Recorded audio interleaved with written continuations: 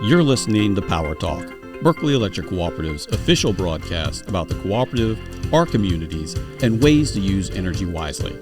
And now, let's join our hosts for today's episode. Good morning and welcome to Power Talk. This is Micah Ponce, the Communications and Media Specialist here at Berkeley Electric Cooperative. And as always, I am joined by Libby Roeg, the Director of Marketing and Communication. Good morning, Micah. We've got a full studio today. We do, but I have to say, that guy who does the intro, I really like his voice. He sounds really smooth. Yes. He's the voice of the co-op. Yeah. Anyway, that aside, we do have special guests here in our studio today. We have Miss Peyton Dress, who is our very own digital media specialist. Welcome, Peyton. Well, thank you. Good morning, everyone. And from our sister city, just down the road, Mr. Adam Kelly, the marketing manager for the city of Goose Creek. Welcome, sir.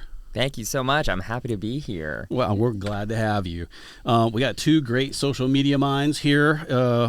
Berkeley County represent. Yeah. But, Peyton's sort of a regular. Sometimes we have to twist her arm, drag her in here, kicking and screaming. But, Happy to be here.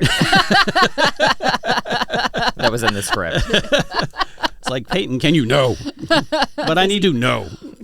I mean, if you give her some notice, she'll do her hair. It'll be fine. I know. Because contrary to popular belief, doing radio, there's a YouTube component, so you have to be camera ready. Exactly. That's Can't why just I'm roll out of bed. always camera ready. Exactly. Thank you for not laughing. I appreciate that. I'm sure that was kind of hard to hold back in. But anyway, we're off to a stellar start, as usual. Adam, we have already bequeathed you with our ceremonial mug. Yay. I know. You are official member of the Power Talk family. Part of the powerful alumni, the Power Talk Mafia. I'm gonna add it to the large collection of mugs that I don't often use because I'm not a daily coffee drinker. Oh. But it's a great gift, which is I'm honored to have it. Paperweight, whatever you want it to be. But, one of the other things that we do when we have new folks on to the show is a little bit of background about yourself, how you ended up in the studio today. We bribed you to come in. With a mug. Yeah, with a mug. But, prior to, arriving at the town of Goose Creek or city of Goose Creek, is it town or city? City. You're right. Yeah. Or town of Moncks Corner? Town of Moncks Corner. Yes. Yep. See, getting the semantics out of the way. But before you got, here today, sort of a background of how you got there. Yeah. So I am a Moncks Corner native, despite what people think from some videos that we've had poking fun at living around here. And they're like, oh, he's not from here. I grew up here. I lived in Goose Creek for a couple years in Crowfield and then basically lived in Moss Grove all my life. So Dad, I told you this earlier, Dad worked at what was the Carolina Nurseries? Yep. Yeah. So what this formerly was. Yeah. And he did that for a very long today. time. So Moncks Corner is the people I know, the people I love, and I never knew that my career would take me to the city right next to it. But I went to school at North Greenville University from 2016 to 2020. Best time to graduate, of course. Bachelor's in digital media.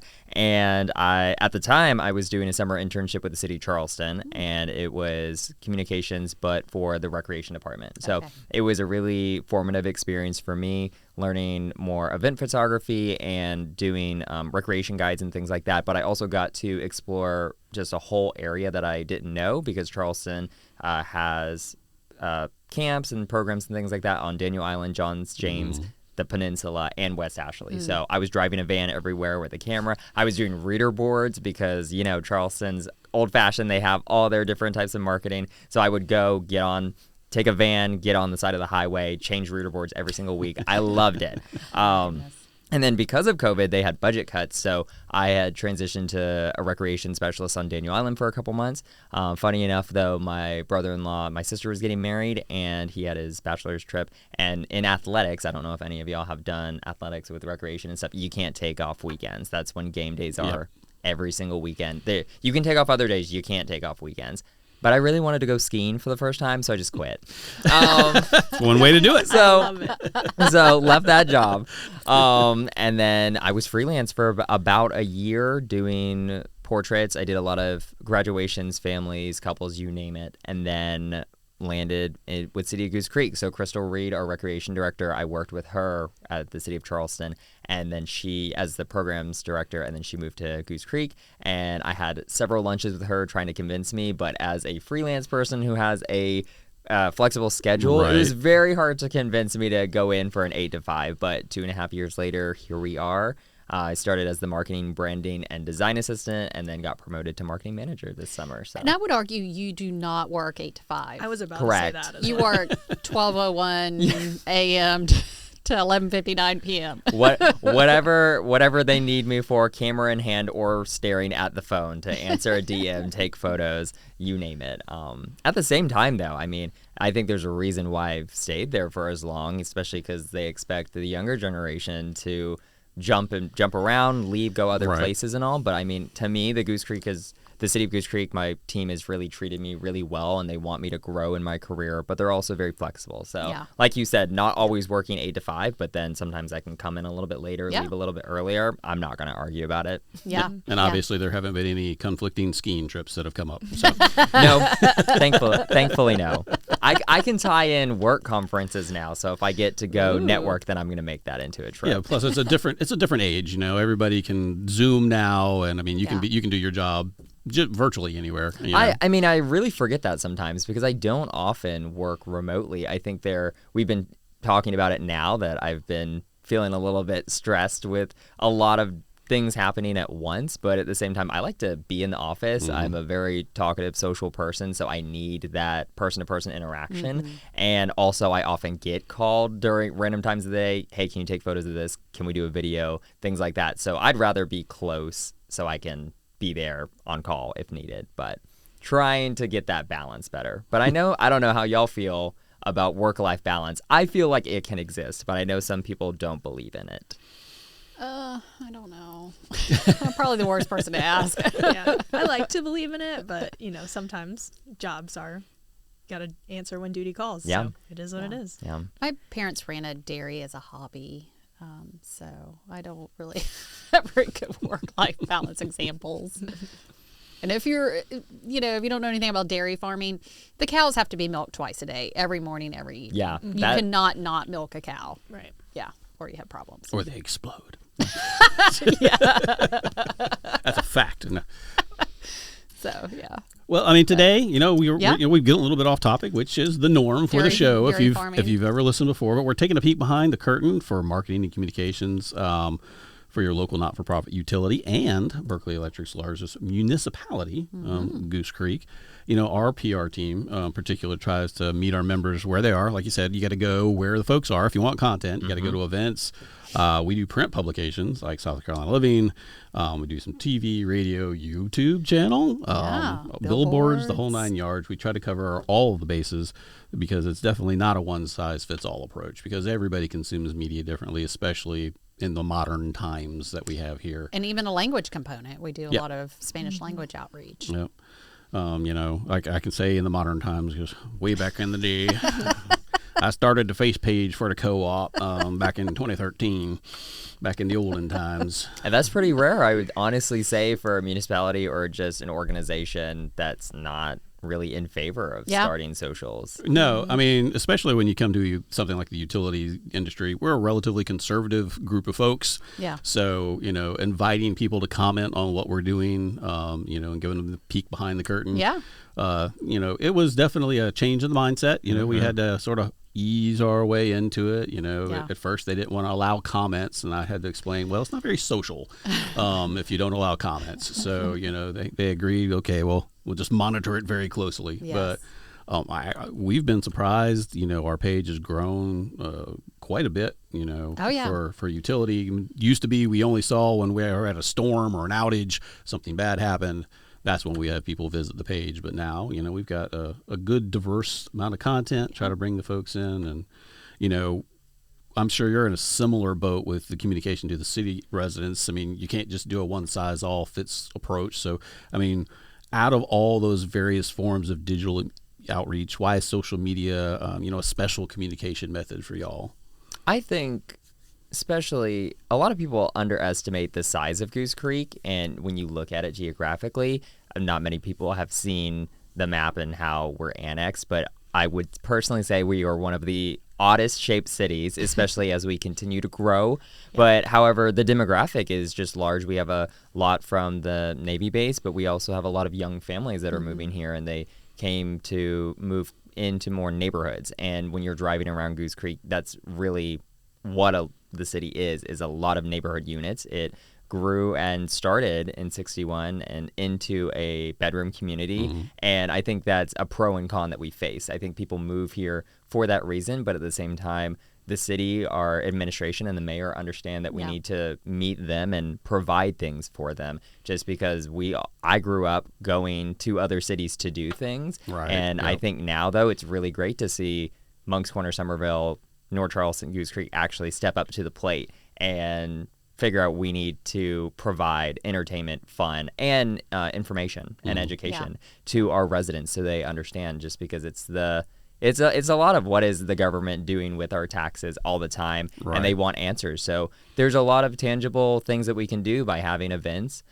We just did last month Budget and Brew, so we had our finance director and the mayor come, and we worked on some signs so we could really show taking the dollar and kind of separating out it really showing people where expenditures go. I didn't even realize up until that point, like police and fire are our top two departments that taxes are typically used towards. A lot of people are going to realize, it's just this park, it's just the amphitheater and things like that, but then they don't understand ARPA funds and how funding can come from the people that it's being named after. So once you really create something that is a little bit more entertaining than beyond just that text or putting it in the magazine, then it opens people's eyes. And personally, I feel like we have an older demographic too that see our content on Facebook. So whenever I see them at our senior Thanksgiving dinners and lunches and things like that, and they're like, oh, I saw your week in the creek and things like that.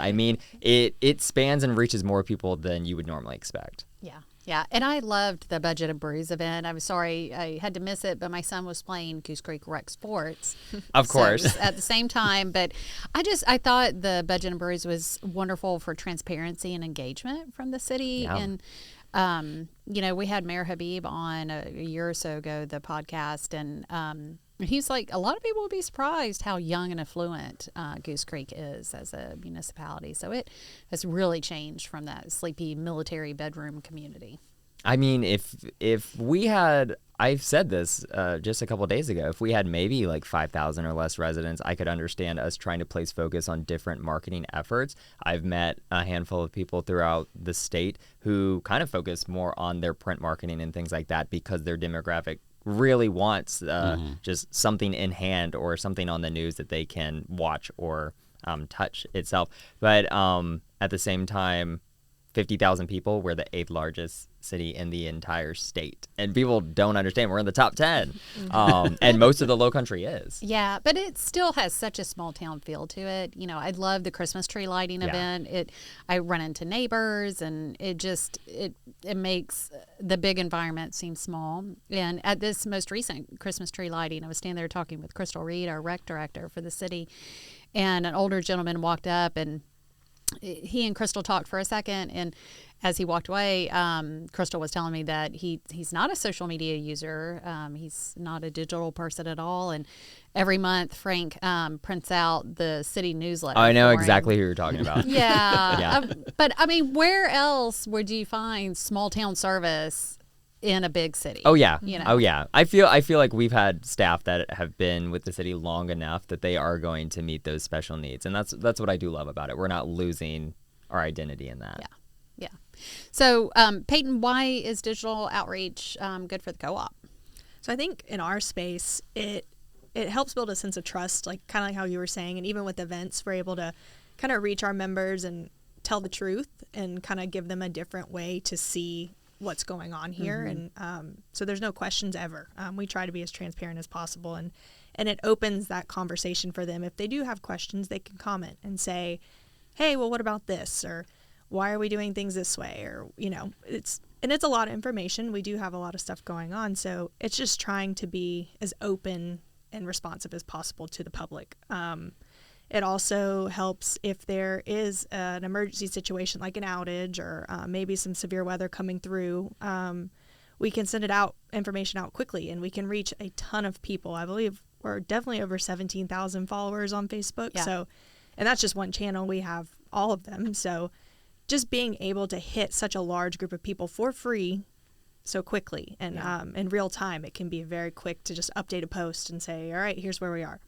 So that I think is huge. And I think people do turn to us during storms or an outage to look at Facebook because it's the quickest way they can get an answer. Yeah, that 24/7. I know we've all been awakened in the middle of the night with text messages and pictures and stuff from Tommy Harvey out in the field working an outage, and we've updated Facebook from our bed. Yes, yes. It's rollover, update it. Yeah, let it down for a I second. can see that being a lot more hectic on y'all's end. Whereas I see that initially, and then we just do a reshare. Yes. No, It's like, thanks for being there. We appreciate the reshares. Yes. Yeah, we had one outage not too long ago. It was a transmission outage, and it was like your first text was about 2 a.m. Next text was about 3 a.m, 3:30 in the morning, 4 a.m, and on a Saturday as well. Yeah.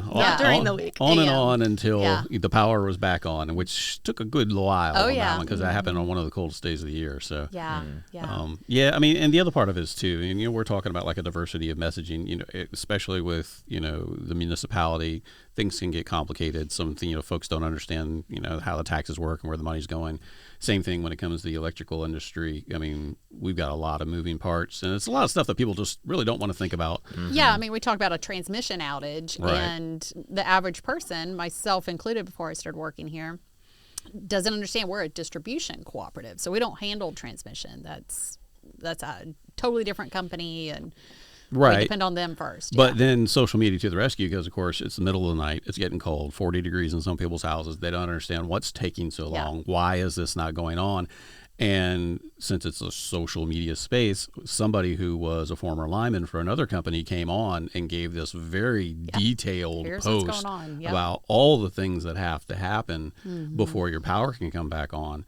And so, I mean, that was something that we didn't have to, do. The community came together and, sort of porting the linemen out there, out in the field, sort of frost forming on their hard hats while they're, out there working on the lines. Yeah. But somebody's able to come in and give a very clear and concise, this is what's got to happen before the first bit of power can get back on. Yeah. So, Adam, we've talked about challenges reaching audiences. What are some other challenges you guys face in the social media space for Goose Creek? I think like what Peyton was talking about, being as honest and transparent as possible, but people are still going to believe themselves that you're trying to establish your own narrative. And I think that, there is a perspective that we are trying to set as the city of Goose Creek. I think there's a tone that we've worked to establish, and to be a little bit more specific about that, because our mascot is the goose. Biologically, they are not known to be friendly creatures. Which I was not afraid of geese until I saw the goose video that you guys did about the mama goose protecting the baby geese. I'm like, great, now I'm afraid of geese. I was really surprised that I caught that on tape too. She had just had new babies, so I was like, oh, I have to go capture that. And then seeing them fight each other, because there were lone ones that were kind of like with the flock. It was very interesting to witness. And with my camera, I was like, thank goodness I have a zoom lens, because this would not go well for me. But it'd probably be good content. So I wouldn't mind being attacked by one, if we're being honest. But we can Better a goose than an alligator. I know. It's a random statement, but I feel like I would do it. I would do it for the views. I would totally do it for the views. It's fine. This is where we differ in our profession. I would never let a goose attack me for views. I raised ducks, and they've I love that. bitten me and everything else like that. I mean, it's more of like a pinch and a twist type of thing. So I mean, it's not like that. The whole flappy. Yeah, the whole no, the one that I was traumatized as a child by a chicken. It was a rooster. I don't know where he came from. We were at a park, me and my mom, and next thing I know, we're on top of a picnic table because this thing's been chasing us around the picnic table for like the last 5 minutes. And so we get up on the picnic table and we're throwing things, but they got sharp beaks, they got claws. Yeah. I mean, You have a lot of experience with like avian, just that area with animals. I have a long life experience behind me. I feel like, I'm a huge fan of birds too. I feel like that's a random thing for when people are like, oh, birds are the worst, like pigeons, things like that. I'm like, I don't know. I feel like they're misunderstood. Yeah. All of them across the board. When our duck got attacked by a fox in the backyard, even took him to the vet and got her sewed up, Oh, my and gosh. she lived another couple of years before the fox got her for good. Well, I tell you. But yeah, to further answer your question, I think another thing is like we were talking about work-life balance, and when you've got two, so to kind of elaborate with how our team operates, we have Frank Johnson, our awesome public information officer, my boss, myself, and then on occasion we will have seasonal graduates in college or high school students who are interns for us, and I'm primarily looking for graphic designers. That is Frank and I, that is not our skill. I can whip something up on Canva, but these days I'm just not a fan of it, and there's a lot of great talent out there. And I think that's what's really great is the city's able to provide paid opportunities as well. Yeah. We're expanding those internship opportunities through our rec department as well as planning and zoning. So we have a lot of architecture students that are learning about how the city operates. They get to go with our building inspectors and really get to know just from business perspective and also residential homes and things like that, and kind of like what it takes and why our team works and to establish certain codes so the people that are building properties have to abide by and things like that. So I think I think the challenge, at least I personally face sometimes, is that balance of realizing that it's all right that we don't need to be at every single event. We don't have to cover every single thing because it's just like with outages and just late night things, early morning things, it's always going to happen. I think that's a little bit different because I feel like somebody's got to be there on y'all's end to let the people know. And that's something that's never going to end. And I think for us, when it comes to events, a lot of them are annual events. They're going to come back around. So it's like, if I can't go to this one, it's going to happen again. It's not like it was a one-time thing and it's never going to happen. And I always try, at least remind myself, you can do anything, but you can't do everything. I try though. I really try to just pack it. If I can fit something in like a 8-hour schedule and there's like a little 45-minute thing in between, I'm like, okay, cool. Why not? Let's go. I'm not a punctual person. I'm very surprised I arrived on time to this. He was early, friends. I know. None of my coworkers would believe that. None of my coworkers would believe that. We have lots of witnesses this time. But I'm the same way. That is why I am pretty consistently late for everything, is because I think I can squeeze in one more thing before I leave the house. Oh, let me just start the laundry. Oh, let me unload the dishwasher. No. Yeah. I feel like I'm a perfectionist in that way too, especially with photography. I'd say when it comes to what we do, Frank covers a lot of the press. He does a lot of our newsletters and just write-ups. He's really great at writing that. I have him look over almost everything that I put out. Yeah.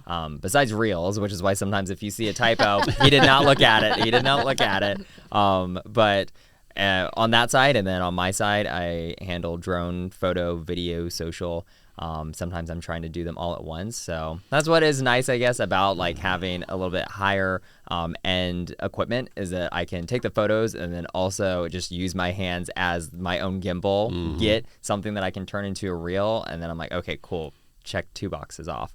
But it's like, I can't do it all. So I've really had to learn to prioritize what I want to get out of certain events or certain things that are happening and what I want to capture. Because once you take all those pictures and shoot all that video, then you have to edit it. And you want it to be quality. If I'm trying to do all 5 things and I was only at 20%, it's like I didn't like the photos I took. The B-roll is so shaky that even if you slow it down, like 60 frames, I can't do anything with it. Then it's like, what was the point? Yeah. So, but then again, I'm like, the event's gonna be back. Back. I do feel very proud about those things if I feel accomplished from one event, and then I'm like, I will reuse this until the end of time. Just keep reusing that content. I mean, I reposted a weather video just a couple days ago. Just changed the dates from January from this year to December because it was the same. It was like hot one day, cold the next day, and then rainy the next day. Yeah. And the first video got over 1 million views, and this one has almost 500,000. I'll take it. Whatever. Easy bait for views and followers. Well, my question is, what's one of the things that you've probably put the most energy into that just didn't take off like the way that you hoped it to?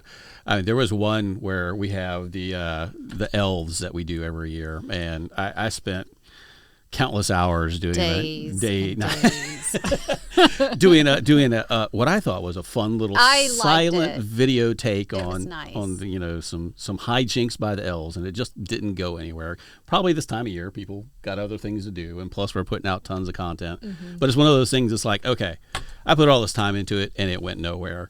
And then we had the one that Peyton just loves the most. is we took a random picture of a killdeer bird that nested in our parking lot.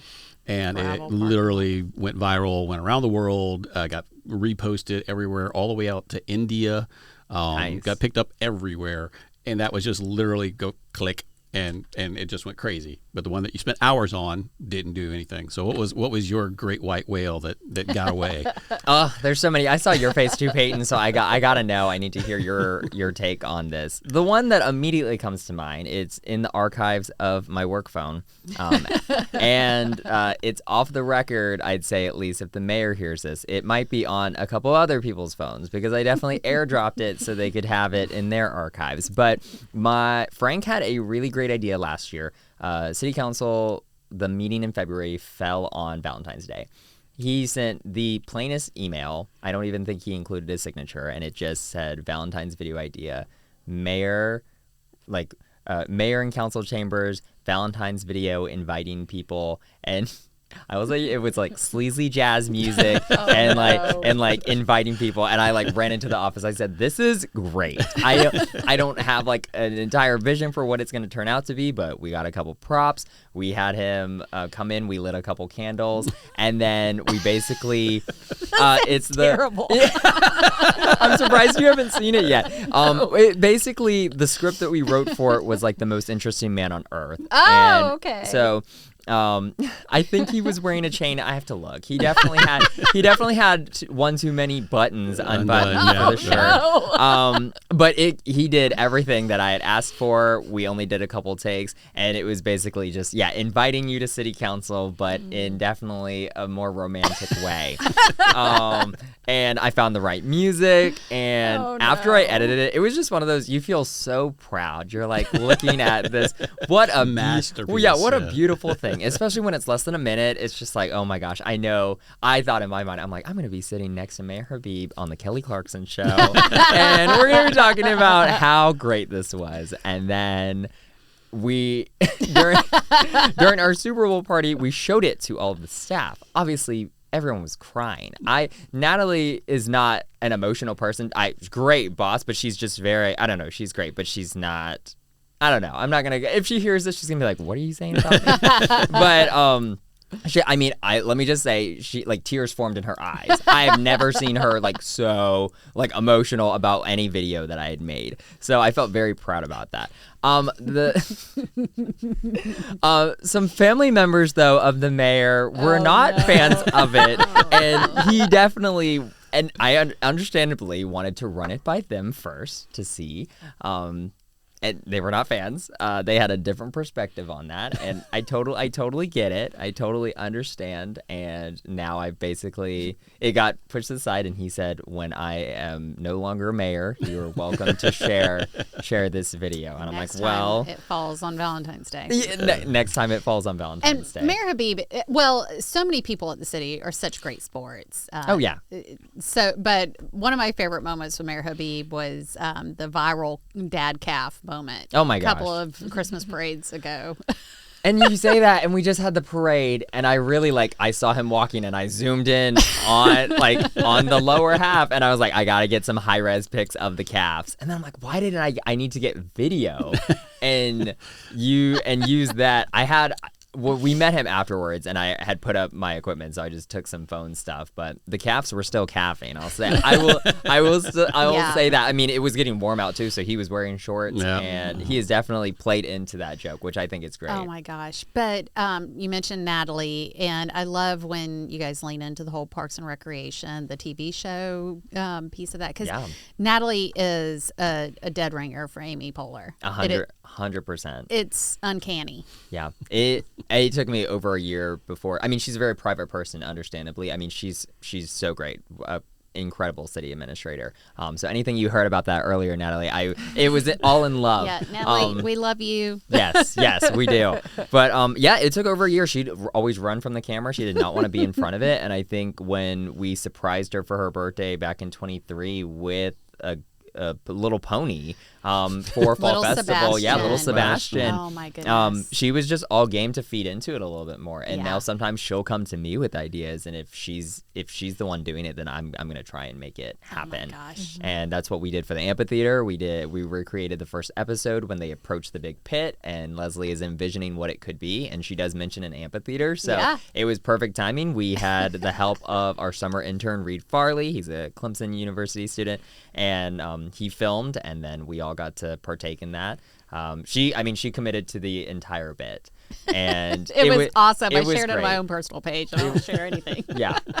I mean, at the end of the day, sometimes I do wish that some of our content had performed better, but at the same time, y'all know just as well, like it's a never ending thing, and it's like it is what it is, and you're just gonna go back to the table. I think if you're proud of the product, that's what matters to me. I still would add it to my portfolio. It's not always about numbers, especially because a lot of the insights are vanity metrics, and as long as it's a polished product to me, and there are still people talking about it, like the residents, that 100%, that's a win for me. Yeah. Well, and so Adam, we could talk about this all day long, and Peyton and I are co-chairs of the Adam Kelly fan club, so we're really honored to have you join us. And I'm honored to be here. Yeah, we're going to have to bring it back for a part 2. Yeah. Because unfortunately, we're out of time. So I'm going to have to play us out to 1,000 candles in the wind. But folks, thank you for tuning in to Power Talk. And this is the official broadcast of Berkeley Electric Cooperative. And you can catch up on past episodes on streaming platforms like Spotify, Apple, and iHeartRadio. And as always, get a behind-the-scenes look on Berkeley Electric's YouTube channel. So until next time, this is Power Talk, signing off.